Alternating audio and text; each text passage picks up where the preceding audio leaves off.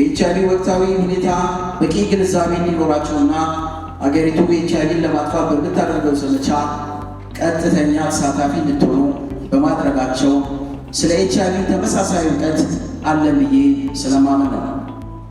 ከተመሰረተበት ከ2004 ዓ.ም ጀምሮ ከ20 ዓመታት በላይ በአባል ጥምረቶችና ማህበራት እንዲሁም ወገን ይዳን በእኛ ይብቃ ብለው ራሳቸውን ይፋ በማውጣት በኤችአይቪ ኤድስን ምክንያት የአልጋ ቁራኛ የነበሩ አያሌ ወገኖቻችን ከወደቁበት እያነሳ እዚህ ደረጃ ያደረሰን ድርጅታችን ኔፕላስ አሁን ላይ ያለበት ቁመና የተስተካከለና ከአቻ ድርጅቶች ጋር ተወዳዳሪ አይመስልም። ለዚህም በርካታ ነጥቦች በምክንያት ሊጠቀሱ ይችላሉ። ሆኖም ምክንያቶቹን አንስቶ በመጨቃጨቅ የሚመጣ ጥቅም ባለመኖሩ አሁን ኔፕላስ ካለበት ነባራዊ ሁኔታ ተነስቶ ወደ ተሻለ ቁመና ለማድረስ በሚያስችሉ ጉዳዮች ላይ ይህ ጠቅላላ ጉባኤ እንዲወያይ ስለፈለጉ ነው።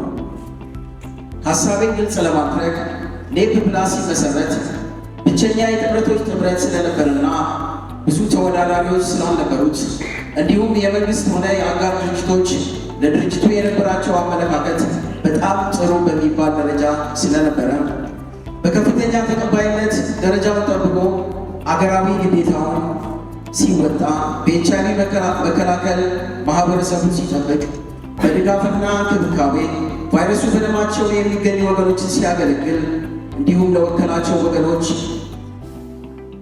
አፍና ጆሮ በመሆን ውጤታማ ስራ ሲሰራ ከመቆየቱ ባሻገር በስሩ በአባልነት ታቅፈው ለሚገኙ ማህበራትና ጥምረቶች ብሎም ቫይረሱ በደማቸው ለሚገኙ ወገኖች አቅም ሲገነባ ቆይቷል። አሁን ግን ይህን የመሰለው ባለውለታ ድርጅታችን ቀደም ሲል በነበረበት ደረጃ ላይ ባለመሆኑ ወደ ነበረበት ደረጃ ለመመለስ የሁላችን ርብርብ በሚጠይቅበት ወቅት ላይ እንገኛለን።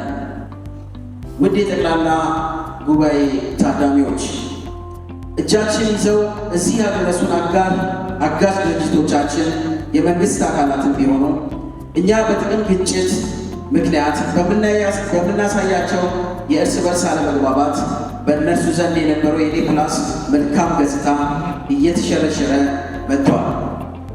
ከእኛ ጋር ለመስራት የነበራቸውን ፍላጎትን በእጅጉ ቀንሷል። በመሆኑ መልካም ገጽታችን ከመመለስና የኔፕላስን ቀጣይ ዕጣ ፈንታ ከመወሰን አንጻር ይህ ጠቅላላ ጉባኤ ገንቢና ጠቃሚ የሆኑ ውይይቶችን በማድረግ የተጠቀሰውን ችግር ከመቅረፍ አንጻር ተገቢ የውሳኔ ሀሳቦችን ያሳልፋል ብዬ እጠብቃለሁ። በመጨረሻ ይህ የ18ኛው የኔፕላስ ጠቅላላ ጉባኤ የፍቅር፣ የሰላም ውጤታማ ሆኖ እንዲጠናቀቅ እመኛለሁ። ስላዳመጣችሁ አመሰግናለሁ።